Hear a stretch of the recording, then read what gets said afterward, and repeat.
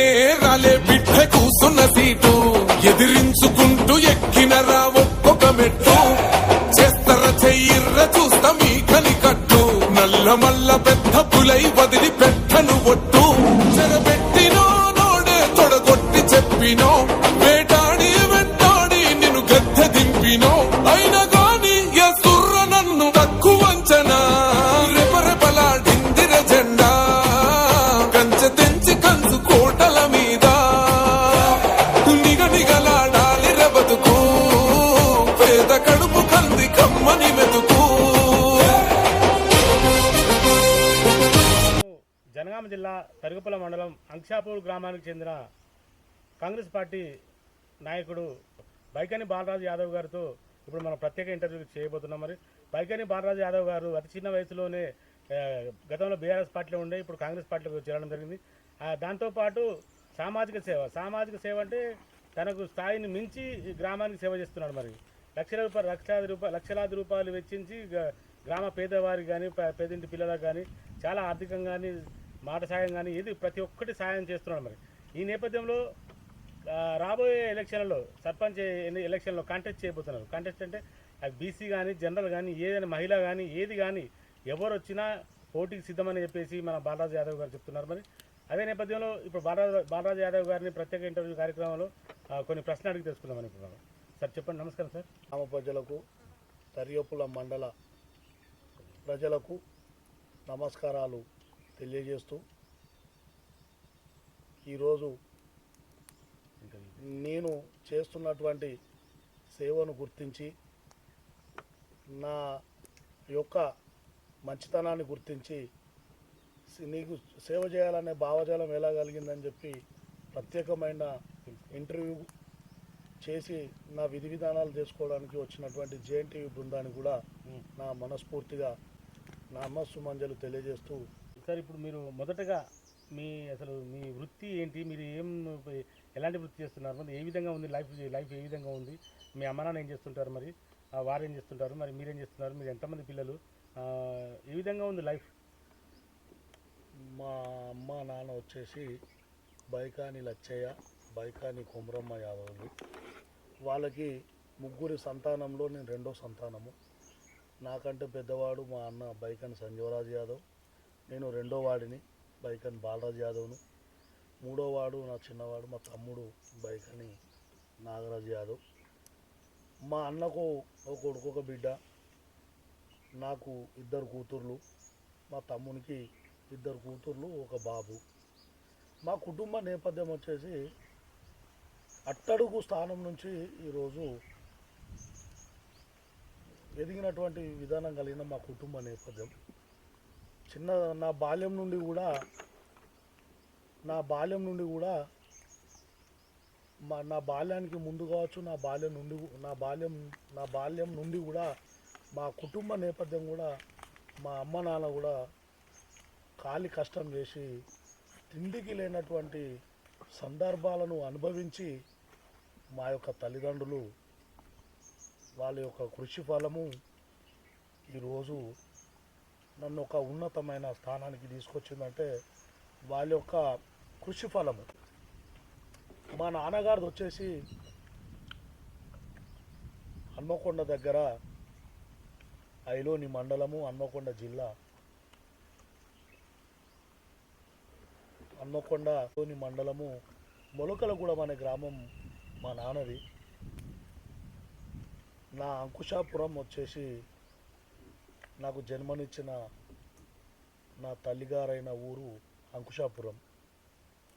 ఆ రోజుల్లో మా నాన్నగారు ఆ వరంగల్, హన్మకొండ, అప్పుడు ఉమ్మడి వరంగల్ జిల్లా, ఆ జిల్లాలో ఒక గుంటూరుకు సంబంధించినటువంటి రెడ్డిస్ కావచ్చు, అక్కడ ఉన్నటువంటి పెద్దవాళ్ళు వరంగల్లో స్థిరపడి అక్కడ వేల ఎకరాలలో మిర్చి సాగు చేసేది. వాళ్ళు గుంటూరు నుండి వరంగల్లో స్థిరపడి మిర్చి సాగు చేసేవాళ్ళు.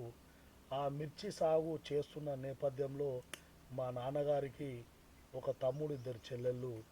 ఆ రోజుల్లో మా నాన్న కూడా ఒక తమ్ముడి వివాహం కావచ్చు, మా నాన్న తోబుట్టు అయినటువంటి సోదరిమణుల పెళ్ళిళ్ళు వివాహం కూడా ఆ గుంటూరు వాళ్ళకు జీతం ఉండి మా నాన్న వాళ్ళ యొక్క పెళ్ళిళ్ళు చేసినటువంటి సందర్భం.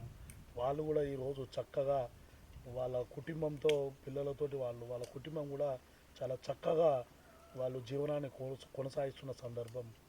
ఆ తరుణంలో ఆ గుంటూరు ఆ, నుండి వచ్చి స్థిరపడ్డ ఆ రెడ్డిలు వేసినటువంటి మిర్చి తోటకు మిరపకాయలు ఏరడానికని చెప్పి నా అంకుశాపురం నుండి నా తల్లిగారైన మా అమ్మ కొమరమ్మ గారు, మా తాతగారైన పోత్రబైన కొమురుమల్ గారు, వాళ్ళు ఆ రోజుల్లో పని లేనటువంటి నేపథ్యం, చాలా పేదరికం, గంజి గడక నీళ్లు మంచినీళ్ళు తాగేటువంటి పేదరికంలో ఆ రోజు ఉపాధి కోసం అని చెప్పి, ఇక్కడ ఉపాధి లేక ఉపాధి కోసం అని చెప్పి స్థానికుడైనటువంటి మా వెలుపుల రామస్వామి బాప అయినటువంటి అక్కడ ఉన్నటువంటి మా నాన్నకు ఆయనకు ఉన్నటువంటి సన్నిహిత నేపథ్యంలో భాగంగా వీరిని ఇక్కడ నుండి కూలీలకు అక్కడ రైతు కూలీలలాగా మాదిరిగా అక్కడ తీసుకెళ్తే ఆ తోటలో పనులేరుతున్న నేపథ్యంలో కష్టానికి బానిసైన మా నాన్న, కష్టానికి బానిసై కష్టాన్ని నమ్ముకొని పైకి వచ్చేటువంటి తత్వం కలిగిన మా తండ్రి గారి యొక్క ఆలోచనల్ని, ఆయన యొక్క అనుగుణాన్ని గుణాన్ని గమనించిన వెలుపుల రామస్వామి గారు మా తాతగారైన పోత్రపైన కొమురుమల్ గారిని, మా మామగారైన పోత్రైన చిన్న వెంకటయ్య గారిని ఒప్పించి మెప్పించి మా తల్లిగారిని ఆ రోజు మా నాన్నగారికి ఇచ్చి వివాహం చేయడం జరిగింది. పూరి గుడిసెలో వివాహం జరిగింది. పెద్దల సమక్షంలో అయినప్పటికీ కూడా కుల కుల కుల కుల పెద్దల సమక్షంలో అయినప్పటికీ కూడా ఆ రోజు పసుపు కొమ్ముతో మా నాన్న మా అమ్మకు తాలిబొట్టు కట్టినటువంటి సందర్భం. ఆ రోజుల్లో ఆ పసుపు కొమ్ముతోటే మా అమ్మ మరణాంతరం వరకు కూడా అదే పసుపు కొమ్ముతోనే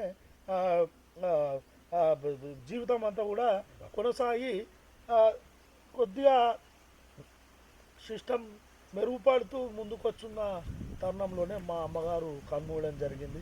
దానికి ముందు కూడా చాలా సందర్భం, చాలా గడ్డు పరిస్థితులు మొదలైనవి.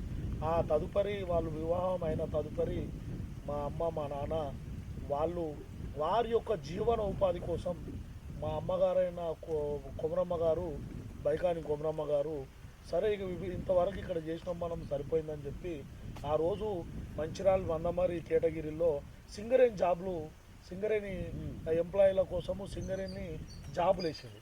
ఆ జాబ్ల కోసం అని చెప్పి మా నాన్నగారు మా అమ్మను ఆయనతో పెట్టుకొని మంచిర్యాలకు వలస వెళ్ళడం జరిగింది. అక్కడ మంచిర్యాలలో కొద్ది దూరంలోనే మా నాన్నగారు అప్పుడు రన్నింగ్లో ఎవరు ముందొస్తే వాళ్ళకు సింగరేణి జాబ్లను కేటాయించడం జరిగింది. ఆ భాగంలో మా నాన్నగారు రన్నింగ్ విభాగంలో కొద్ది దూరంలో మా నాన్నగారు అలసిపోవడం వల్ల ఆ జాబుకు దూరం కావడం జరిగింది. ఆ జాబుకు దూరమైన తదుపరి మా నాన్నగారు విశ్రమించకుండా ఉన్నటువంటి పట్టుదలతోటి ఆయన యొక్క కృషి, ఆయన యొక్క పట్టుదల, ఆయన యొక్క ధైర్యమే ఈరోజు నేను ఉన్నటువంటి ఉన్నతమైన స్థానము.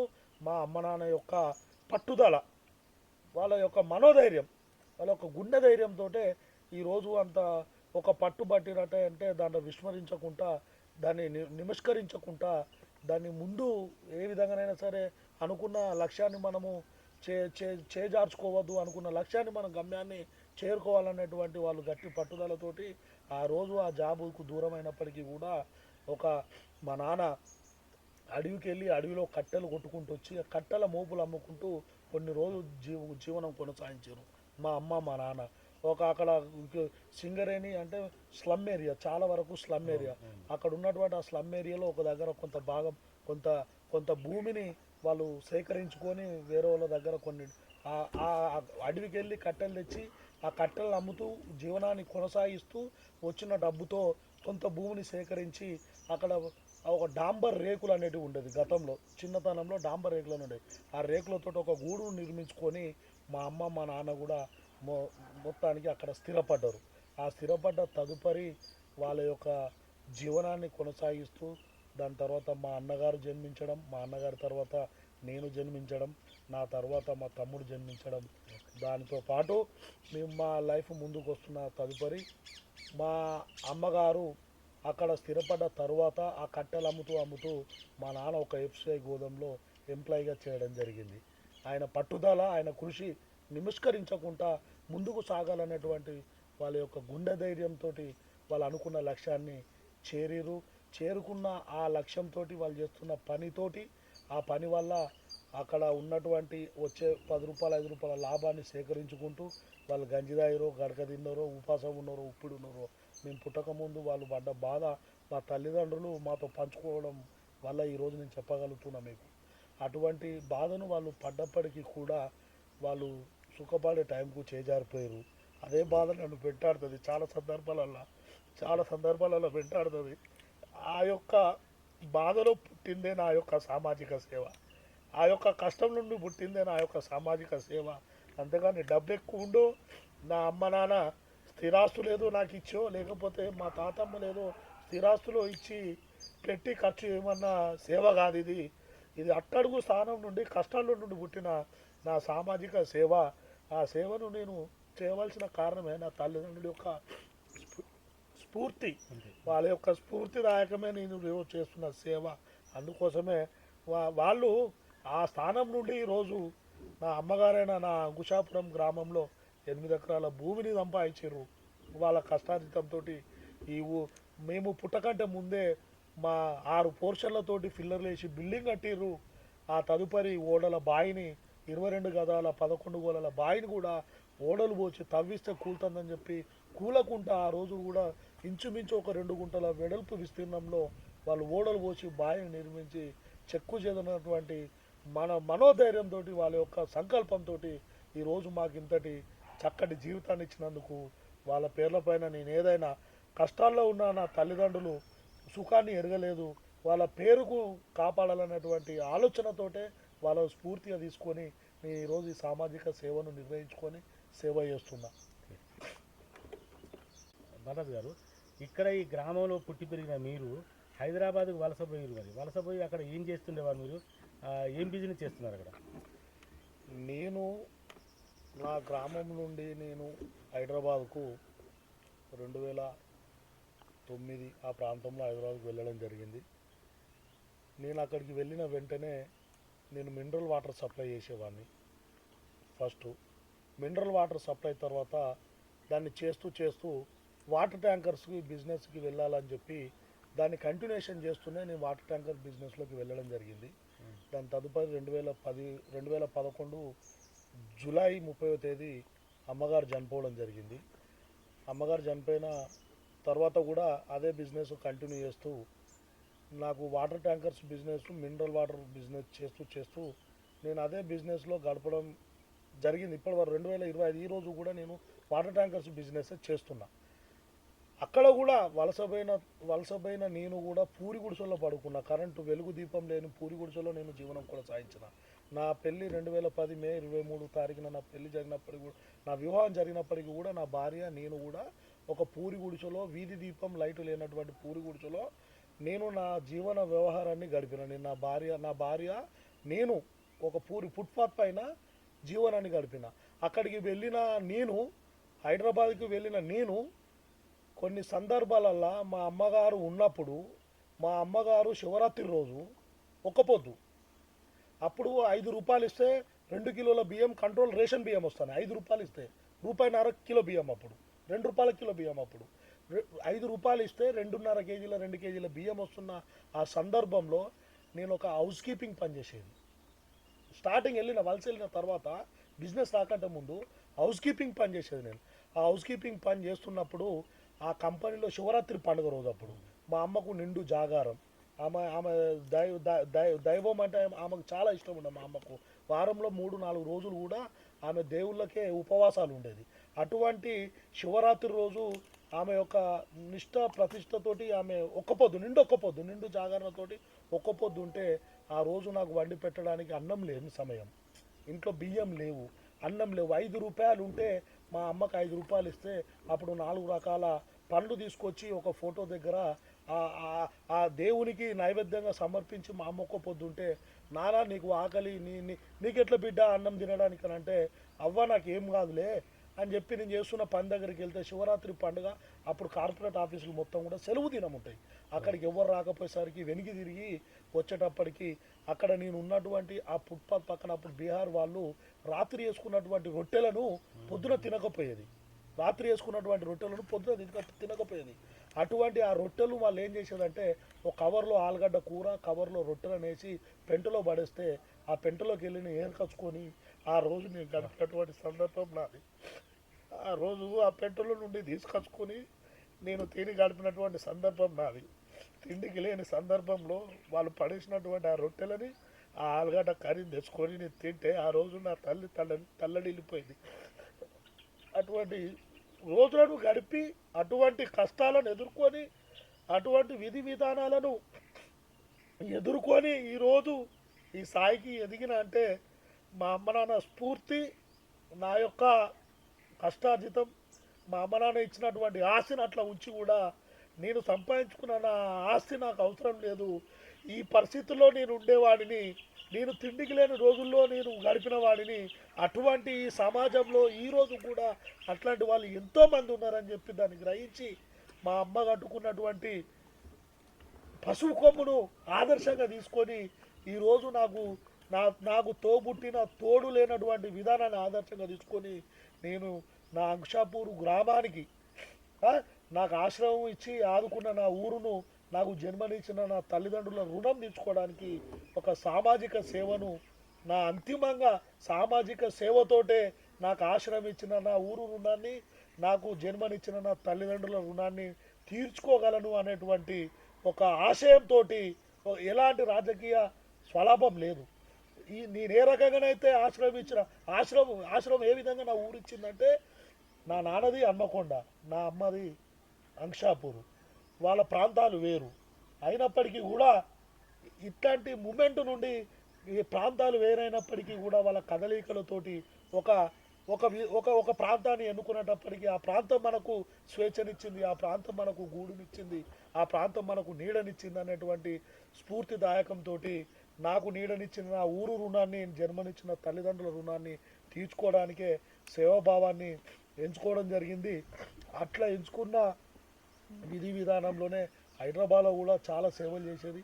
అమ్మ పేరు మీద నేను బసవతారకం హాస్పిటల్ దగ్గర ఇది ఏదైతే శివరాత్రి రోజు నేను పెంటలేరుకొని తిన్నటువంటి సందర్భాన్ని నా మదిలో పెట్టుకొని నేను వస్తూ పోతున్నటువంటి బసవతారకం హాస్పిటల్ నుండి ఎవ్రీడే నేను ప్రయాణం సాగేది. నా బిజినెస్ రూట్ అది. నా వాటర్ ట్యాంకర్లు నేను రోడ్ నెంబర్ 12 బంజారాయిల్స్లో నా వాటర్ ట్యాంకర్ నాకు అక్కడ ఉన్నటువంటి కార్పొరేట్ ఆఫీస్లో నేను వాటర్ సప్లై చేస్తాను.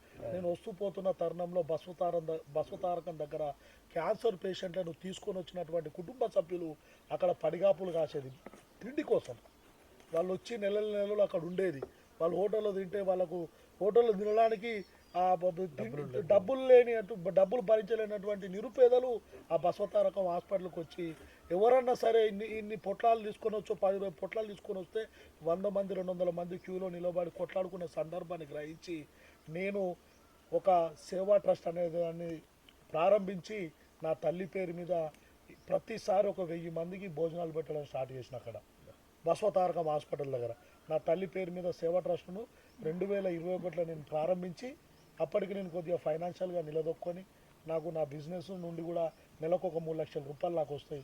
దాంట్లో నుండి 1000 మంది కంటే కూడా ఇంచుమించు ఒక 50,000 60,000 70,000 2 నెలలకు ఒకసారో 3 నెలలకు ఒకసారో 60,000 70,000 నేను ఖర్చు పెట్టైనా కూడా 1000 మందికి నేను భోజనాలను పెట్టి వాళ్ళ ఆ ఆకలి యొక్క బాధను నేను ఏ విధంగా తీర్చుకోవాలనేటువంటి ఆలోచన కలిగి ఆ బసవతారకం దగ్గర పడిగాపులు కాల్చున్న పేదల ఆకలిని నేను ఆ విధంగా తీర్చేది.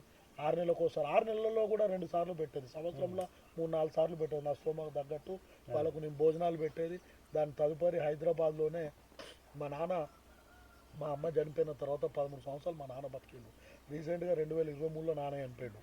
మా నాన్న ఉస్మానియా హాస్పిటల్లో మా అమ్మను మార్చురి గదికి తరలించేటప్పుడు మేము ఇద్దరం కష్టపడి అంత పెద్ద బిల్డింగ్ కడితే నా భార్య కన్నక్కడ మూసి నా ఇంట్లో నిద్రపోతుంది అనుకుంటే మార్చురి గదిలో నిద్రపోయింది నా భార్య అని చెప్పి మా నాన్న స్వయంగా ఆయన బాధ నాతో పంచుకొని ఆయన ఆ రోజు కన్నీళ్లు పెట్టుకున్నటువంటి సందర్భాన్ని గుర్తించి హైదరాబాద్లో కూడా గాంధీ హాస్పిటల్ మార్చురికి సంబంధించినటువంటి అక్కడున్న ఎంప్లాయీ యూనియన్ ప్రెసిడెంట్కి ఒక ఫ్రీజర్ బాక్స్ ఇప్పించిన.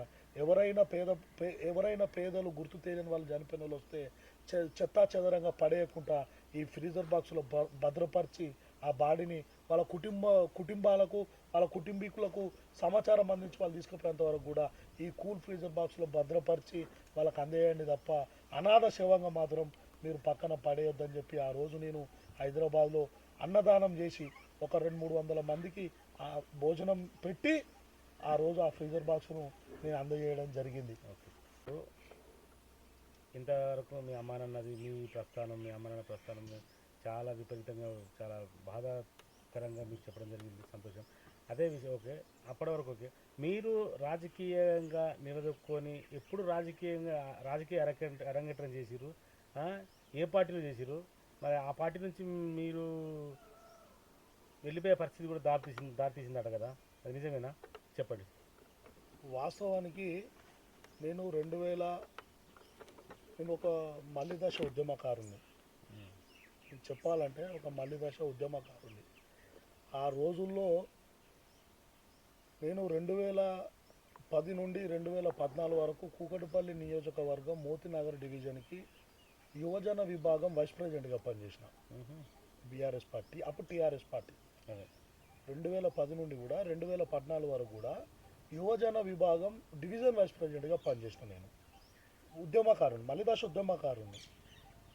అటువంటి సందర్భాలలో మన రాష్ట్రాన్ని మనం సాధించుకోవాలనే కాంక్షలో భాగంగా అప్పుడు ఉన్నటువంటి పట్టుదలలో భాగంగా ఒకసారి నేను పెట్రోల్ సూసైడ్ అటెంప్ట్ కూడా చేసిన రాష్ట్రం కోసం. పెట్రోల్ సూసైడ్ అటెంప్ట్ కూడా నేను చేసుకోవడం జరిగింది. స్వరాష్ట్రం మన రాష్ట్రం మనకు కావాలని చెప్పి మల్లిదశ ఉద్యమకారుల్లో నేను కూడా ఒక ఉద్యమకారుని. 2010 నుండి 2014 వరకు నేను యువజన విభాగం డివిజన్ వైస్ ప్రెసిడెంట్గా చేసిన తదనంతరం 2014 నుండి 18 వరకు నేను కూకట్పల్లి నియోజకవర్గంలో ఉన్నటువంటి అల్లాపూర్ డివిజను, షేర్లింగంపల్లి కాన్స్టిట్యున్సీలో నియోజకవర్గంలో ఉన్నటువంటి మాదాపూర్ డివిజన్ రెండు పక్కపక్కనే ఉంటాయి. ఆ పక్కపక్కనే ఉన్నటువంటి వాటర్ ట్యాంకర్స్ అసోసియేషన్ యూనియన్ ప్రెసిడెంట్గా చేసిన 2014 నుండి 2018 వరకు కూడా 2 డివిజన్ల కలిపి వాటర్ ట్యాంకర్స్ యూనియన్ అధ్యక్షునిగా 2018 వరకు కూడా నేను పనిచేసిన. 18 తర్వాత కొద్దిగా బాధ్యత పెరిగి టైం సరిపోక బిజినెస్ మీద మైండ్ పెట్టడం వల్ల కొద్దిగా రాజకీయానికి దూరంగా ఉన్నప్పటికీ కూడా 2023 వరకు కూడా నేను టీఆర్ఎస్ పార్టీలోనే కొనసాగిన. 2023 తదుపరి జనరల్ ఎలక్షన్ల కంటే ముందు నేను మా నాయకుడైన కొమ్మూరు ప్రతాప్ రెడ్డి గారి ఆధ్వర్యంలో కాంగ్రెస్ పార్టీలో చేరడం జరిగింది. ఇంతకుముందు మీరు అడిగారు ఎందుకు పోవాల్సి వచ్చింది, మీరు గతంలో బీఆర్ఎస్ పార్టీలో ఉండే బీఆర్ఎస్ పార్టీని వదిలి కాంగ్రెస్ పార్టీలోకి పోవడానికి గల కారణాలు ఏందని మీరు అడుగుతున్నారు. కాబట్టి ముఖ్యంగా ఇది అసలు ఈ కాంగ్రెస్ పార్టీలోకి రావడానికి గల కారణం ఏంది, మీపై అంటే గతంలో బీఆర్ఎస్ పార్టీ వాళ్ళు మీపై ఎలాంటి ఒత్తిడి ఇచ్చారు? నేను మీకు ఇందాక చెప్పిన మార్చురీలో ఉన్నప్పుడు మా నాన్నగారు ఇది గుర్తు చేసినప్పుడు నేను ఇట్లాంటి ఫ్రీజర్ బాక్స్ ఇచ్చిన అక్కడ హైదరాబాద్లో అన్న కదా, దాన్ని దృష్టిలో పెట్టుకొని ఎంతో కొంత నా ఊరుకు నేను సేవ చేయాలనే తపన నాకు ఏ రోజైతే కలిగిందో ఆ రోజే ఆ యొక్క ఫ్రీజర్ బాక్స్ను కూడా నా గ్రామమైన నాకు నీడనిచ్చిన నా గ్రామము రుణం తీర్చుకోవడంలో ఫస్ట్ ప్రాముఖ్యత ఫ్రీజర్ బాక్స్ను నా గ్రామానికి అందజేయాలని చెప్పి నేను మా గ్రామస్తులైన నా తోటి స్నేహితులు నా గ్రామస్తులు ఉండే వాళ్ళు 3 హైదరాబాద్ రావడం జరిగింది. అక్కడ వాళ్ళు సన్నిహితంగా అక్కడ నాకు కలిసారు. ఆ దాంట్లో బాగా నేను వెళ్ళి ఫ్రీజర్ బాక్స్ని తీసుకొని అంకుషాపూర్ గ్రామానికి కేటాయించాలని చెప్పి నేను అనుకున్నప్పుడు నేను ఫోన్ చేసి స్థానిక గ్రామ పంచాయతీ పెద్దలకు నేను వాళ్ళకు విన్నవించడం జరిగింది.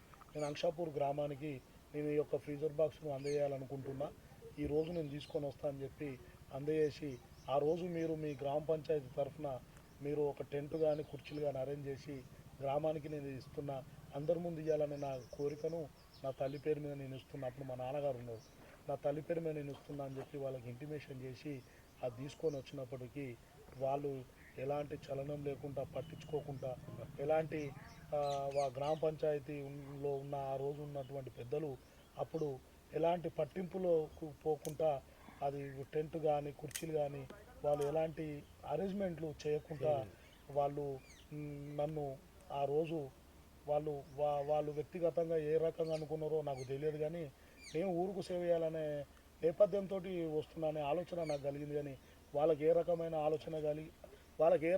ఆలోచన కలిగిందేమో తెలియదు, కానీ వాళ్ళు ఆ రోజు నన్ను కొంచెం కించపరిచినట్టుగా నాకు ఆ రోజు భావన కలిగింది. ఆ రోజు అప్పటికప్పుడు నేను అక్కడ స్థానికంగా ఉన్నటువంటి రైతు వేదిక దగ్గరికి వెళ్ళి అక్కడ స్థానికంగా ఉన్న ఏఈఓ ఆఫీసర్ గారిని వాళ్ళని రిక్వెస్ట్ చేసుకొని అక్కడ ఉన్నటువంటి కుర్చీలను తీసుకొని వచ్చి అప్పటికప్పుడు నేను 10 మందిని కూర్చోబెట్టి నేను ఆ యొక్క ఫ్రీజర్ బాక్స్ను అందజేయడం జరిగింది.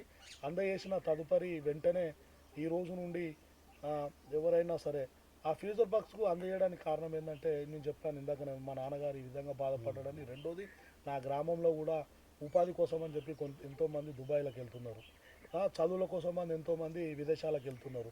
అటువంటి పరిస్థితిలో ఉన్నప్పటికీ ఇక్కడ అకాల మరణమే కావచ్చు, వృద్ధాప్య మరణమే కావచ్చు, యాక్సిడెంటల్గానే కావచ్చు, న్యాచురల్గానే కావచ్చు, ఏ విధంగా మరణించినా కూడా ఆ విదేశాలలో ఉన్న బిడ్డ అయినా సరే కొడుకైనా సరే వాళ్ళు వచ్చేంత వరకు కూడా ఈ బాడీ చెక్కు చెదరొద్దంటే ఇలాంటి ఫ్రీజర్ బాక్స్ మనకు అవసరం అని చెప్పి నేను ఇవ్వడానికి వచ్చిన రోజే ఇట్లా నన్ను కించపరిచి వీడు రాజకీయంగా ఎదుగుతాడో ఏమో అని చెప్పి ఆ రోజు నుండి వాళ్ళు నన్ను దూరం పెట్టడం జరిగింది. అయినప్పటికీ కూడా నేను సేవ చేయాలనుకునే నా భావజాలానికి నాకు స్థాయికి మించిన సేవ చేయాలనుకున్నప్పటికీ రాజకీయ పార్టీ అవసరం అనేటువంటి నేపథ్యంలో వీళ్ళు నన్ను ఇమిడించుకోలేకపోతున్నారు. వీళ్ళు రాజకీయంగా వీడు మనకు ఎక్కడ ఎగనెస్ట్ అవుతాడో అని చెప్పి వాళ్ళు నన్ను ఆదరించకపోవడం, నన్ను దగ్గరికి తీసుకోకపోవడం, నన్ను దూరం పెట్టడం, నన్ను కించపరచడం వంటి విధి విధానాలను చూసి ఆల్టర్నేట్గా నేను మరొక పార్టీ, అది కాంగ్రెస్ పార్టీని, అక్కడ ఉన్నటువంటి స్థానికులు, మా విలేజ్లో ఉన్నటువంటి స్థానికులు నా సేవకు ఆకర్షితులై వీళ్ళు నన్ను కించపరిచేటువంటి విధానాన్ని అక్కడ ఉన్నటువంటి స్థానికులకు వాళ్ళకు అర్థమై వాళ్ళు నా సేవకు ఆకర్షితులై వాళ్ళు కాంగ్రెస్ పార్టీలోకి నన్ను ఆహ్వానించడం జరిగింది. దానికి అనుగుణంగానే జనరల్ ఎలక్షన్ కంటే ముందే మా నాయకుడు కొమ్మూరు ప్రతాప్ రెడ్డి గారి ఆధ్వర్యంలో నా స్వగ్రామం నా అంక్షపురంలోనే నేను ఆయన ఆధ్వర్యంలో కాంగ్రెస్ పార్టీలో చేరడం జరిగింది. మళ్ళీ దశ ఉద్యమకారుని మీరు ఇంత నేపథ్యం ఉన్న మీరు పార్టీ మారుతా అంటే మీ అధిష్టానం మిమ్మల్ని ఏమి అడగలేదా? మిమ్మల్ని ఏమో రమ్మని అంటే ఉండమని అని ఏమని అడగలేదా? నేను పార్టీ మారుతా అని చెప్పి అధిష్టానం అడగలే అంటే మీకు ఒక ఉదాహరణ చెప్తా.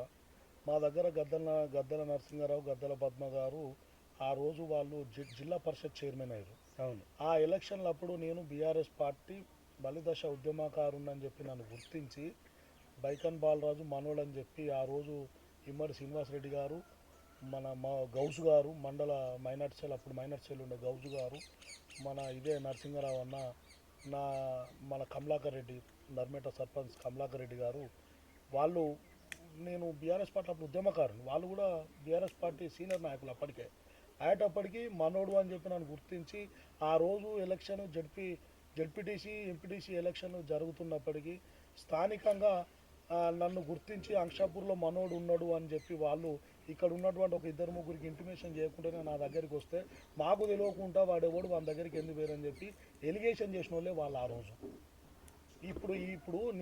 ఇప్పుడు ఎవరైతే నేను ఫ్రీజర్ బాక్స్ ఇచ్చినప్పటికీ నన్ను ఈ రకంగా రాజకీయంగా మనకు ఏడెగనెస్ట్ అవుతాడో అని చెప్పి వీళ్ళు గ్రహించి నన్ను దూరం పెట్టిన వాళ్ళు నా మనోడు ఉన్నాడు ఇక్కడ అని చెప్పి నన్ను గ్రహించి నా యొక్క పట్టుదల పాటలో ఎంత యాక్టివ్గా ఉంటాడు అనేటువంటి దాన్ని గుర్తించి వాళ్ళు ఆ రోజు ఆ ఎలక్షన్లప్పుడు నా దగ్గరికి వీళ్ళకి ఇంటిమేషన్ ఇవ్వకుండా వస్తేనే మీరు ఎట్లా వచ్చిరని చెప్పి వాళ్ళతోటి ఫైట్ చేసిన వాళ్ళు వీళ్ళు. ఇప్పుడు ఇక్కడ జరిగేటువంటి సమాచారము, ఈరోజు జరిగేటువంటి సమాచారం హైకమాండ్ కానీ మండల్ బాడీ కానీ తెలియాలంటే ఎట్లా తెలుస్తుంది? ఇక్కడ స్థానికంగా ఉన్న వాళ్ళు ఎవరో ఒకరు తీసుకెళ్ళి చెప్తేనే అటువంటి పొడగొట్టుకోద్దని చెప్పి వాళ్ళకి తెలిస్తేనే వాళ్ళు మందలిస్తేనే అప్పుడు వీళ్ళు సిస్టమ్ అవుతుంది. ఈరోజు ఒకరిద్దరు చేతుల్లో రాజకీయం ఉన్నది, బీఆర్ఎస్ పార్టీ రాజకీయం. ఈరోజు వాళ్ళు ఆ రోజు ఎలిగేషన్ చేసిన వాళ్ళు ఈరోజు ఎవరు పంపిస్తారు? హైకమాండ్కి ఎవరు పంపిస్తారు? అక్కడ ఏం జరుగుతుందని చెప్పి క్షేత్రస్థాయిలో కింది స్థాయిలో ఏం జరుగుతుందని చెప్పి పైన వాళ్ళే గుర్తించాలి. వాళ్ళు ఏ రకంగా సేకరించుకుంటారు, ఏ రకంగా చేస్తారు. ఇప్పుడైతే నేను ఆ పార్టీలో లేను, దాని గురించి ఒక మాట్లాడదలుచుకోలేదు. రైట్. ఇప్పుడు మీరు కాంగ్రెస్ పార్టీలో ఒక మామూలు కార్యకర్తగా జాయిన్ అయ్యారు. ఇప్పటివరకు కూడా ఎలాంటి పదవులు ఆశించలేదు, తీసుకోలేదు కూడా. అదే నేపథ్యంలో కాంగ్రెస్ పార్టీ అధికారంలోకి వచ్చింది, మరి రేవంత్ రెడ్డి ముఖ్యమంత్రి అయిన నేపథ్యంలో ఇప్పటి వరకు రైతాంగాన్ని కానీ, వృద్ధాప్య పెన్షన్లు కానీ, ఇతరత్ర పెన్షన్స్ హామీలు అమలుకు నోచుకుంటున్నాయా? ఏ విధంగా ఉంది? వాస్తవానికి చెప్పాలంటే నేను కాంగ్రెస్ పార్టీలో జాయిన్ అయ్యేటప్పటికి ప్రభుత్వం బీఆర్ఎస్ పార్టీ కాంగ్రెస్ పార్టీ ప్రభుత్వంలోకి వస్తుంది, ఆ తర్వాత పదవులు తీసుకోవచ్చు, ఏదంటే అది చేయొచ్చు అని చెప్పి ఆలోచించిన ఆ పార్టీలోకి పోలే.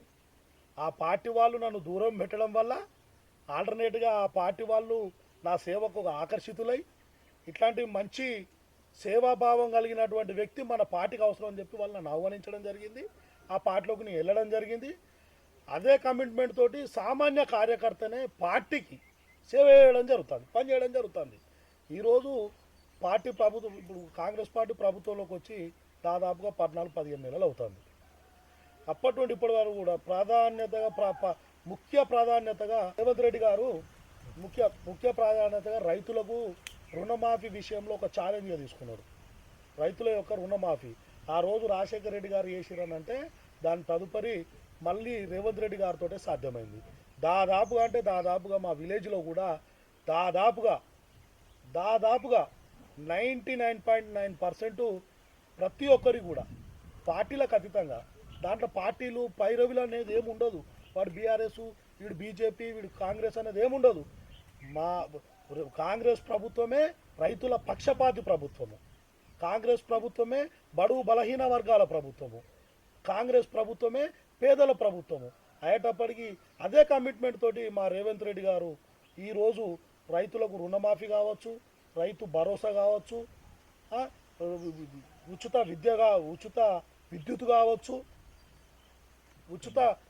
విద్యుత్ కావచ్చు, ఆత్మీయ భరోసా కావచ్చు, ఇందిరమ్మ ఇండ్లు కావచ్చు, ఈరోజు ఫ్రీ బస్సు కావచ్చు.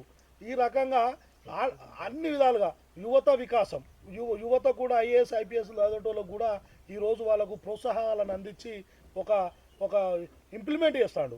ప్రభుత్వం మీకు అండగా ఉంటుంది, మీరు చదువుకోండి అని చెప్పి మా ప్రభుత్వం, మా రేవంత్ రెడ్డి గారు ఈరోజు చదువుకునే విద్యార్థులకు డిఎస్సి 10-15 సంవత్సరాల నుండి డిఎస్ చదువుకున్న వాళ్ళు ఎంతోమంది వృద్ధులవుతారు. పాపం వాళ్ళు జొమాటో ఇది స్విగ్గీ డిగ్రీలు పీజీలు చేసి వాళ్ళు జొమాటో స్విగ్గీలో వాళ్ళు పనిచేసి ఓలో దాంట్లో ర్యాపిడో దాంట్లో బైకులు నడిపించుకుంటూ జీవనం సాగిస్తారు. 10 ఏళ్ళలో ఒక ఉద్యోగం కూడా ఇవ్వలేదు. ఈరోజు కాంగ్రెస్ ప్రభుత్వం వచ్చిన తదుపరి నిరుద్యోగుల విషయంలో మొదటి ప్రాధాన్యత కల్పిస్తూ ఎన్నో వేల ఉద్యోగాలను కూడా మా రేవంత్ రెడ్డి గారు, మా కాంగ్రెస్ ప్రభుత్వం వాళ్ళకు ప్రసాదించడం జరిగింది. ఈరోజు కాంగ్రెస్ ప్రభుత్వం యొక్క పనితీరు అని అంటే కొద్దిగా బడ్జెట్ విషయంలో రాష్ట్రాన్ని కేసీఆర్ గారు 9 లక్షల కోట్ల అప్పు చేసి ఆయన కుటుంబం మరియు వాళ్ళ ఎమ్మెల్యేలు వాళ్ళ చోటమోటా లీడర్లే బాగుపడరు తప్ప పేదలు అనేటోళ్ళు టీఆర్ఎస్ ప్రభుత్వంలో ఒకరు బాగుపడరు అనేది ఏం లేదు. ఆ రోజు పంట నష్టాలు ఉండే, కాంగ్రెస్ ప్రభుత్వంలో పంట నష్టాలు ఉండే. ఆ పంట నష్టాలను సబ్సిడీలను కడిగేసి రైతు బంధను పెట్టిండు. గుట్టలకు, చెట్లకు, రహదారులకు, వాగులకు, వంకలకు, చెర్లకు ప్రతి ఒక్కరికి ఈ రకంగా రైతు బంధు ఇచ్చి కోటీశ్వరులను చేసిండు తప్ప పేదోళ్ళను మాత్రం పెద్దోళ్ళని చేయలేదు ఆ టీఆర్ఎస్ ప్రభుత్వం. ఈరోజు అటువంటి క్షేత్రస్థాయిలో రేవంత్ రెడ్డి గారు ముఖ్యమంత్రి అయిన తర్వాత, కాంగ్రెస్ ప్రభుత్వం వచ్చిన తర్వాత రాష్ట్రంలో వాళ్ళు ఎక్కడైతే సాగుకు అర్హత కలిగినటువంటి భూములను గుర్తించి, సాగుకు అర్హత కలిగినటువంటి పేదలను గుర్తించి ఈరోజు రైతు బంధును కానీ, రైతు భరోసాను కానీ, ఆత్మీయ భరోసాను కానీ, ఇందిరమ్మ ఆత్మీయ భరోసాను కానీ కల్పిస్తాడు. ఈరోజు మా అంక్షాపురం గ్రామంలో మా వాచతాండ గ్రామ పంచాయతీ పైలట్ ప్రాజెక్ట్ కింద 88 మంది ఇండ్లకు ప్రొసీడింగ్ కాపీలు వచ్చినాయి. ఈరోజు వాళ్ళు ముగ్గు పోసుకొని పునాదులు తీసుకొని కొత్త ఇండ్లను నిర్మించుకోబోతున్నారంటే అది కాంగ్రెస్ పార్టీ యొక్క సంకల్పం, కాంగ్రెస్ పార్టీ యొక్క కమిట్మెంటు. గిరిజనుల పట్ల, పేదల పట్ల కాంగ్రెస్ పార్టీ అభ్యున్నతి కలిగిన పార్టీ కాబట్టి మళ్ళీ అక్కడ రాష్ట్రంలో ముఖ్యమంత్రి కూడా కమిట్మెంట్కు సంకల్పించే వ్యక్తి మా ముఖ్యమంత్రి. మా దగ్గర మా స్థానిక నాయకుడు, మా నియోజకవర్గ నాయకుడు కూడా కొమ్మూరు ప్రతాప్ రెడ్డి గారు కూడా కమిట్మెంటు, ఒక విజన్ కలిగిన వ్యక్తి కాబట్టి ఈరోజు మా అంక్షాపూర్ గ్రామానికి మా కొమ్మూరు ప్రతాప్ రెడ్డి గారి నాయకత్వంలో 2 బీటీ రోడ్లను శాంక్షన్ చేసుకున్నాం. 10 సంవత్సరాల నుండి ఇది ఎప్పటికున్న సమస్య, ఇది ఎప్పటి నుండో ఉన్న సమస్య. Ankshapur to Deshathanda road, BT road అది ఎప్పటి నుండో ఉన్న సమస్య, ఈరోజు సమస్య కాదు. అది 10 సంవత్సరాల నుండి ఉన్న సమస్య. అది Ankshapur to Beelathanda road BT road అది ఎప్పటి నుండి ఉన్న సమస్య, అది ఈరోజు సమస్య కాదు.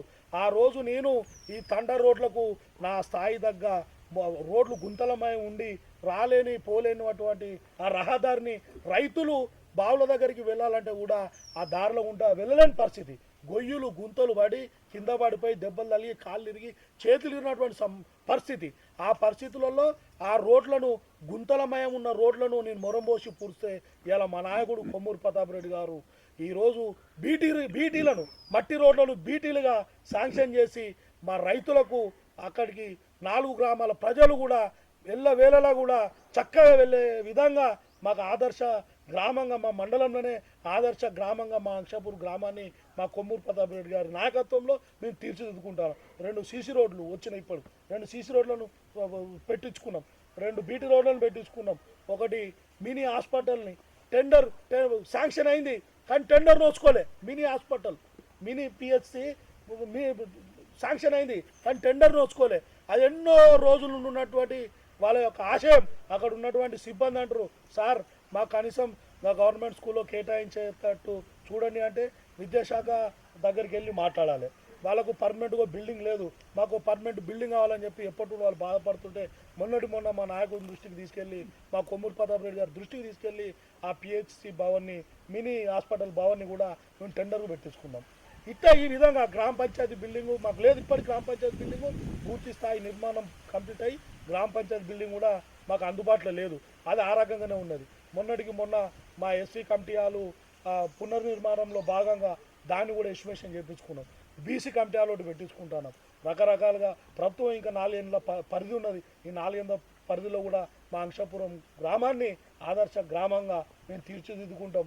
మా రేవంత్ రెడ్డి గారి నాయకత్వంలో, మా కొమ్మూరు ప్రతాప్ రెడ్డి గారి నాయకత్వంలో, మా ఎంపీ చామల కిరణ్ కుమార్ రెడ్డి గారి నాయకత్వంలో మా గ్రామానికి ఏ అవసరం ఉన్నా కూడా వాళ్ళ దృష్టికి తీసుకెళ్ళి 100% నిధులను తీసుకొచ్చి మా గ్రామాన్ని మా ప్రభుత్వం ఆధ్వర్యంలో మేము డెవలప్మెంట్ చేసుకుంటామని చెప్పి చెప్తున్నా.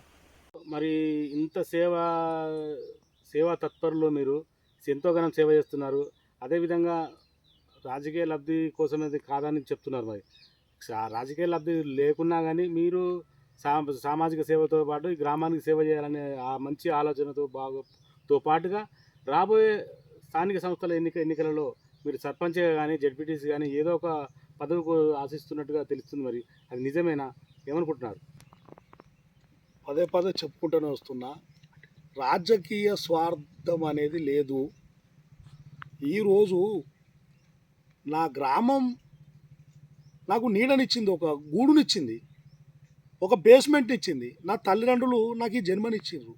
ఈ రుణాన్ని ప్రాప్తి చేసుకోవాలనే సందర్భాన్నే సేవనించుకున్నా నేను. ఆ సేవా మార్గం నా కంఠంలో శ్వాస ఉన్నంత వరకు కూడా పుస్తమట్టలు కానీ నేను ఇచ్చేటువంటి దాన సంవత్సరాల కోసం ప్రగాఢ సానుభూతి తెలియజేసేటప్పుడు ఇచ్చేటువంటి కానుక కావచ్చు, అది ఏ రకంగానైనా నేను సాయం చేసే సాయం కావచ్చు, అది నిరంతర ప్రక్రియ. అది ఎలక్షన్కి సేవకు ఎలాంటి సంబంధం లేదు. ఈరోజు నేను 60 సంవత్సరాల కళ నా మాదిగ సోదరులది, నా ఎస్సీ సోదరులది, నా మాదిగ సోదరులది.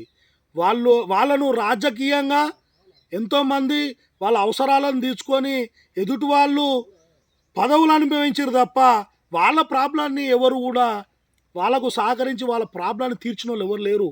60 సంవత్సరాల కళను నేను ఈరోజు వాళ్ళకు సంబంధించినటువంటి పోచమ్మ గుడిని స్లాబ్ పోసి నిర్మించడం జరిగింది. అదేవిధంగా నా గ్రామంలో ఉన్న మున్నూరు కాపు సోదరులకు వాళ్ళకు ఉన్నటువంటి 500 గజాల విస్తీర్ణంలో ఉన్నటువంటి జాగను జాగ చుట్టూ వాళ్ళ కమిటీ హాలు ప్రహారీ గోడను దాదాపు ఒక 4 లక్షల రూపాయలను వెచ్చించి ఆ ప్రహారీ గోడను నిర్మించి ఇవ్వడం జరిగింది. అదేవిధంగా నా ముదిరాజు సోదరులకు పెద్దమ్మ తల్లి గుడి కడతారంటే ఎలాంటి రాజకీయ వ్యత్యాసం లేదు దీంట్లో. మీరు దయచేసి అర్థం చేసుకొని 3 సంవత్సరాల క్రితం నేను హైదరాబాద్లో ఉన్నప్పుడే వాళ్ళు నన్ను ఫోన్ చేసి నన్ను అప్రోచ్ అయ్యారు.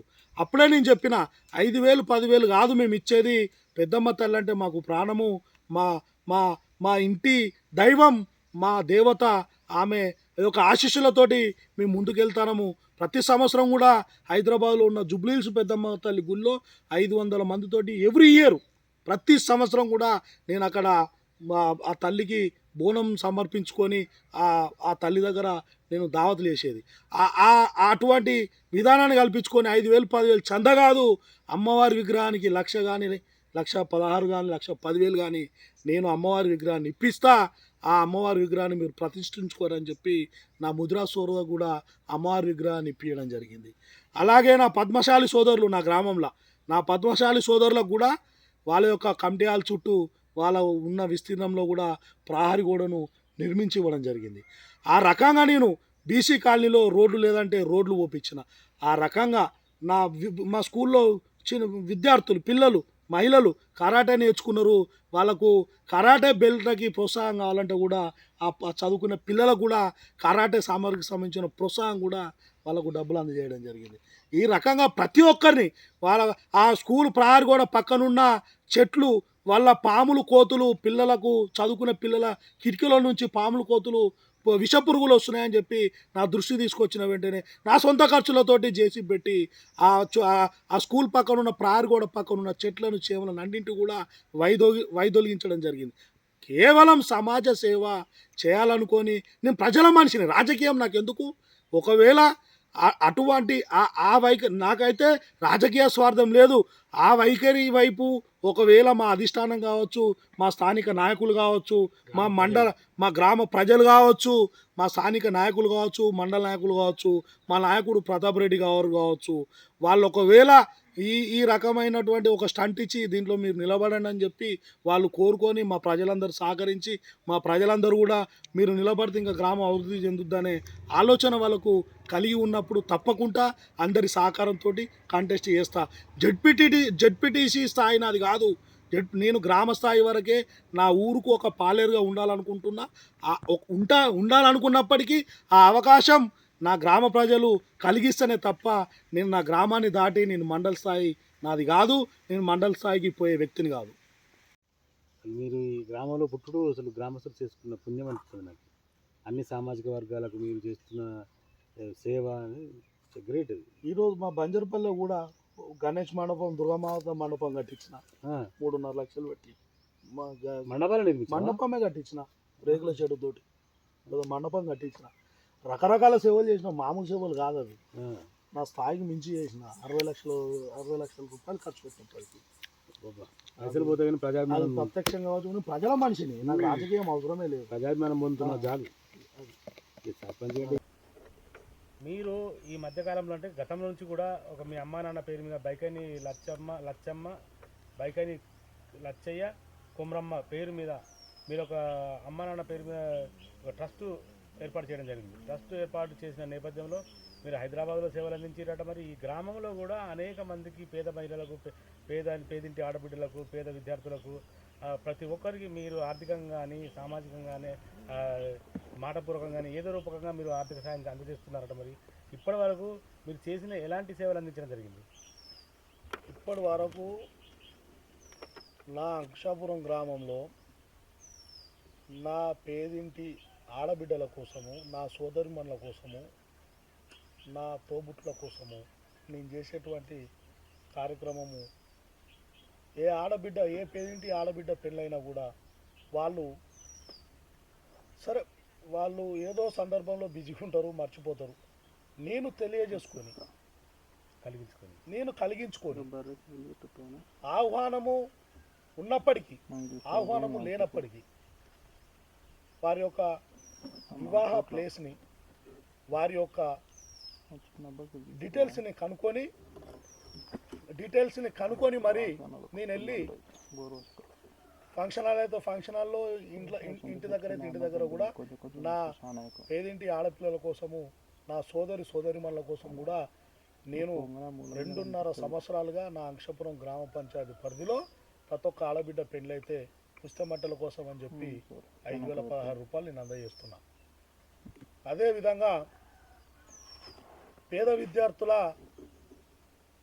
విద్య కోసం నేను నా స్వతహా ఇప్పుడు కూడా ఈరోజు కూడా ఒక 5 మంది ఆడపిల్లల్ని చదివిస్తాను. అది నా గ్రామంలో కాకపోయినప్పటికీ నేను హైదరాబాద్లోనే ఆ పిల్లల్ని జాయిన్ చేయడం జరిగింది. నేను ఉన్నప్పుడు ఆ ఎడ్యుకేషన్ వాళ్ళది కంటిన్యూషన్ అవుతుంది. ఉన్నతమైనటువంటి విద్యా సంస్థలలో చదువుతారు ఆ పిల్లలు. నారాయణ కార్పొరేట్ కాలేజీలో ఒక పాప ఇప్పుడు ఫస్ట్ ఇయర్ చదువుతాను. ఇంకొక పాప 10th మూమెంట్లో ఉన్నది శ్రీ చైతన్య స్కూల్లో, ఇంకొక పాప చదువుతారు. ఇంకో 3 పిల్లలు చిన్న పిల్లలు, ఆ పిల్లలు కూడా మంచి ప్రైవేట్ స్కూల్లోనే చదువుతారు. హైదరాబాద్లో లిటిల్ స్టార్ హై స్కూల్లో కూడా ఆ పిల్లలు చదువుతారు. ప్రైవేట్ స్కూల్, అన్నీ కూడా ప్రైవేట్ స్కూల్. వాళ్ళ ఎడ్యుకేషన్కి సంబంధించినటువంటి విధి విధానాల ఖర్చులు కూడా మొత్తానికి నేను భరిస్తాను.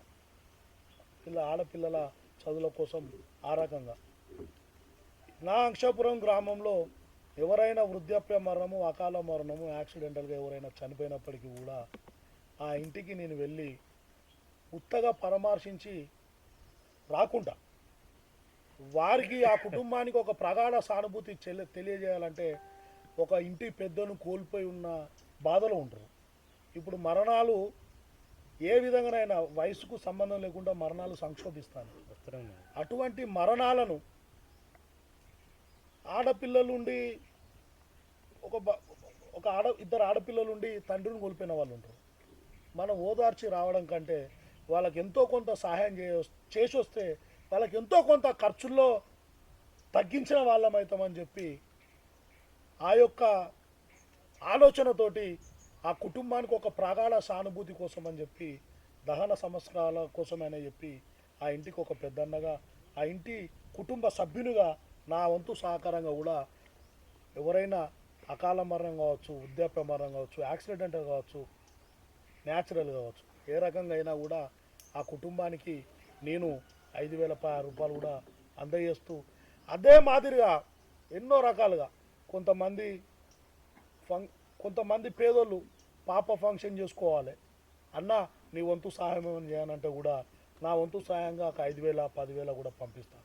50 కిలోల 20 కిలోల అట్లా 2.5 సంవత్సరాలుగా నా అంక్షాపురం గ్రామంలో మనల్ని వాళ్ళు అడుగుతురు అంటే వాళ్ళ స్వార్థం కాదు, అన్న మనము లేనటువంటి పక్షంలో మనకు ఎంతో కొంత సహాయం చేస్తాడనే దయాగుణం వాళ్ళు నా పైన కలిగి ఉన్నారు. కాబట్టే ఆ సేవ ఎంతో కొంత మనకు చేస్తాడనేటువంటి సమయభావంతో వాళ్ళు నన్ను అడుగుతుర్రు అనే భావజాలంతో ఆ ప్రతి ఒక్కరు కూడా నన్ను అప్రోచ్ అయిన ప్రతి ఒక్క కుటుంబాన్ని కూడా కాదనకుండా, వాళ్ళు ఏది అడుగుతుంది వాళ్ళకి ఇది అడిగినావు గది లేదు అని అనకుండా, వాళ్ళు కింటలు అడితే కింటలే, 50 కిలోలతో 50 కిలోలే, వాళ్ళ కుటుంబ ఆర్థిక వ్యవహారాన్ని బట్టే వాళ్ళు నన్ను సంప్రదింపులు చేస్తారు. కాబట్టి వాళ్ళు నన్ను భరోసాగా కలగజేసుకొని నన్ను అడిగిరనే నేపథ్యాన్ని కలగజేసుకొని ప్రతి ఒక్క కుటుంబానికి కూడా మీరు తెలుసుకోండి, ప్రతి ఒక్క కుటుంబానికి కూడా 50 కిలోలకు తగ్గి ఎక్కడ కూడా ఇవ్వలేదు. ఈ 5,000 రూపాయలతో పాటు ఫ్రీజర్ బాక్స్ తెచ్చుకోవాలంటే గతంలో మా దగ్గర కొంతమంది ఎవరో ఉన్నోళ్ళు ఫ్రీజర్ బాక్స్ తెచ్చుకునేది. మా గ్రామంలోనే ఉన్నోళ్ళు ఫ్రీజర్ బాక్స్ తెచ్చుకుంటే ట్రాన్స్పోర్టేషన్ ఒక 1,500, ఫ్రీజర్ బాక్స్ కిరాయి ఒక 6,000, 1,500, 6,000, 7,500. ఆ 7,500 ఖర్చు ప్రతి పేదవాడు పెట్టుకుంటాడా? పెట్టుకోలేడు. ఉన్నోళ్ళు లేనోళ్ళు అందరూ సమానం తత్వం కలగాలనే ఆలోచన విధానంతో ఆ రోజు మా నాన్నగారు గుర్తు చేసిన విధానంతో ఈరోజు ఫ్రీజర్ బాక్స్ను కలగజేస్తూ ఒక అంబులెన్స్ను కూడా నా గ్రామానికి నేను ఇవ్వబోతున్నా. ఒక అంబులెన్స్ను కూడా నా గ్రామానికి ఇవ్వబోతున్నా అంటే ఆ ఆలోచన ఎందుకు కలిగింది, ఎందుకు ఇవ్వబోతున్నా అంటే ఒకనానొక సందర్భంలో వర్షాకాలం సమయంలో మా తమ్ముడికి కరోనా టైంలో కరోనా వచ్చిందేమో అని చెప్పి అందరం భయపడ్డాం. శ్వాసకోశ సంబంధిత వ్యాధితోటి మా తమ్ముడు బాధపడుతున్న తరుణంలో అంబులెన్స్కు ఫోన్ చేస్తే అప్పుడు భారీ వర్షం, అంటే అతి భారీ వర్షం పడుతున్న సమయంలో అంబులెన్స్ వాళ్ళు సకాలంలో స్పందించపోయేసరికి మా తమ్ముడు నా చేతిలో చేసి, అన్నా నేను చనిపోతున్నా, అన్నా నా పని అయిపోతుంది, అన్నా పిల్లల్ని జాగ్రత్త చూసుకో అన్నా అని చెప్పి నా చేతిలో చేసి మా తమ్ముడు బాధపడ్డ ఆ క్షణాన్ని నా మనసులో పెట్టుకొని ఆ రోజు మాకు స్థానికంగా ఉన్న ఆటో లింగం అనే వ్యక్తిని సంప్రదించి ఆ వర్షంలో మా తమ్ముడిని ఆ ఆటోలో సగం దూరం తీసుకెళ్లేటప్పటికి భారీ వర్షం, అతి భారీ వర్షం, ఇటు అటు మొత్తం చచ్చి కొడుతుంది వాన. ఆ వానను ఆ రోజు ఉన్నటువంటి ఆ క్షణాన్ని, ఆ సమయాన్ని నేను ఆలోచన చేసుకొని ఈరోజు మన అంక్షాపురం నర్మేట వెళ్ళేసరికి ఆ అంబులెన్స్ ఎదురొచ్చింది.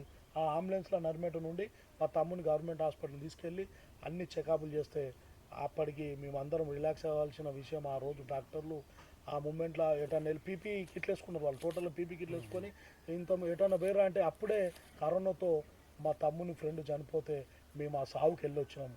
ఆ వ్యాధి మా తమ్ముని సోకిందేమో అనే భయంతో మేము ఉన్నప్పటికీ అక్కడికి వెళ్తే లేదు కరోనాకు పోయి వచ్చినాం కదా అని చెప్పి మేము అప్పుడు ఇంటికి పోకుండా బయట ఉన్నాం. పిల్లలు కదా, చిన్న చిన్న పిల్లల్ని వదిలేసి ఒక వారం క్వారంటైన్లో ఉండాలనే డాక్టర్ సూచన మేరకు మేము బావుల దగ్గరనే గడిపినటువంటి సందర్భంలో అప్పుడు కొద్దిగా చికెన్ ఎక్కువ తినాలనే సమయంలో అప్పుడు గ్యాసు ఎక్కువ ఈ విధంగా జరిగిందని చెప్తే అప్పుడు రిలాక్స్ అయ్యి ఆ తరుణాన్ని నేను గుర్తుంచుకొని ఈరోజు రైతుల దగ్గర ఇప్పుడు బావుల దగ్గర మా రైతులు పోతారు, బావుల దగ్గరికి పనికి వెళ్తారు, పాము కాటు గురవుతారు, తేలు కాటు గురవుతారు, అన్ఎక్స్పెక్టెడ్గా కాలు వస్తుంది, కడుపు వస్తుంది, అర్ధరాత్రి పూట ఆపత అవుతుంది. ఈ ఆపతికి ఆ సకలంలో మండలానికి సంబంధించినటువంటి ఒకటే అంబులెన్సు, అదే సమయంలో వేరే గ్రామానికి వెళ్ళినప్పటికీ ఇప్పుడు మనం ఆ అంబులెన్స్ వచ్చేదాకా సకలంలో అర్ధరాత్రి పూట అందరూ పడుకొని ఉంటారు. ఎన్ని బండ్లు ఉన్నా కూడా లేవరు, వాళ్ళు ఏదో ఫంక్షన్ మీద వస్తారు, తాగి ఉంటారు, తినే ఉంటారు.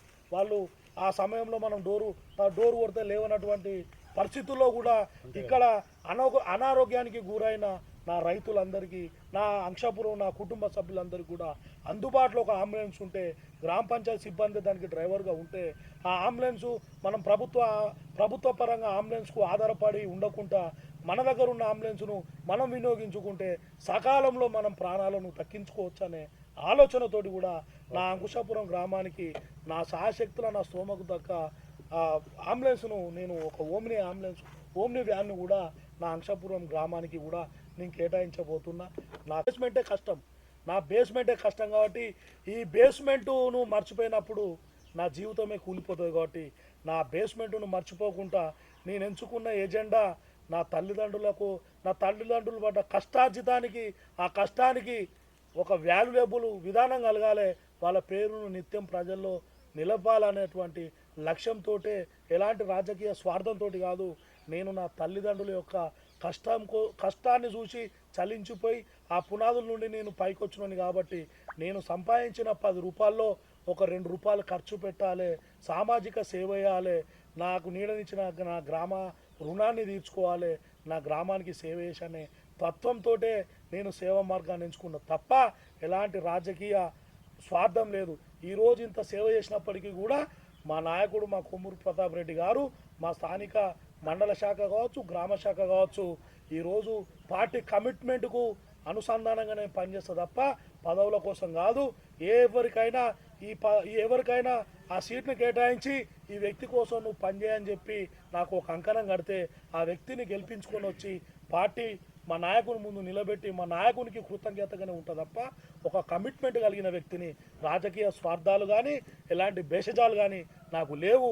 ఇది జనగామ జిల్లా తరుగుపల మండలం అంక్షాపూర్ గ్రామానికి చెందిన బైకని బాలరాజు యాదవ్ గారితో ప్రత్యేక ఇంటర్వ్యూ కార్యక్రమం. ఈ కార్యక్రమంలో భాగంగా తను ఇప్పటి వరకు గ్రామానికి చేస్తున్న సేవలు అమోఘంగా ఉన్నాయని చెప్పి ప్రజలు అనుకుంటున్నారు. మేము కూడా మా ఛానల్ ద్వారా మేము కూడా అప్రిషియేట్ చేస్తున్నాం. ఏంటంటే ప్రతి ఒక్కరికి పేదింటి మహిళ కానీ, పేద విద్యార్థి కానీ, ఎవరైనా చనిపోయినా మంచి కార్యక్రమాలు ఇంట్లో ఏ కార్యక్రమం మంచి కానీ చెడుకు కానీ పూర్తి స్థాయిలో తనవంతుగా ఏదో ఒక ఆర్థికంగా ఆదుకోవడం జరుగుతుందని చెప్పడం జరుగుతుంది. మరి రాబోయే రోజులలో కూడా అంటే అప్పటి వరకు కూడా వాళ్ళ అమ్మా నాన్న పేరు మీద కూడా ట్రస్ట్ ఏర్పాటు చేసి అనేక సేవలు హైదరాబాద్లో కూడా సేవలు అందించడం, మరి గ్రామంలో కూడా గత 2.5 సంవత్సరాల నుంచి అనేకమైన సేవలు అందిస్తున్నాడు. మరి ప్రతి ఒక్క సామాజిక వర్గానికి వారు అడిగితే ఇది లేదనే ముచ్చట లేకుండా ప్రతి ఒక్క సామాజిక వర్గానికి తనవంతుగా అన్ని సేవలు అందిస్తున్నాడు. మరి రాబోయే రోజులలో కూడా ఈ సర్పంచ్ స్థానిక సంస్థల ఎన్నికలు వస్తున్నాయి కాబట్టి ప్రజల ఆదరాభిమానాలతో అధిష్టానం ఆదేశంతో వారు కోరుకుంటే తప్పకుండా ఎన్నికల బరిలో ఉంటానని చెప్తున్నాను. మరి రాబోయే రోజుల్లో బాలరాజు యాదవ్ గారు ఈ స్థానిక సంస్థల ఎన్నికల్లో సర్పంచ్గా పోటీ చేసి భారీ మెజార్టీతో గెలుపొందాలని ఆశిస్తూ కెమెరా పర్సన్ క్రాంతితో శ్రీనివాస్, జేఎన్టీవీ జనగాం.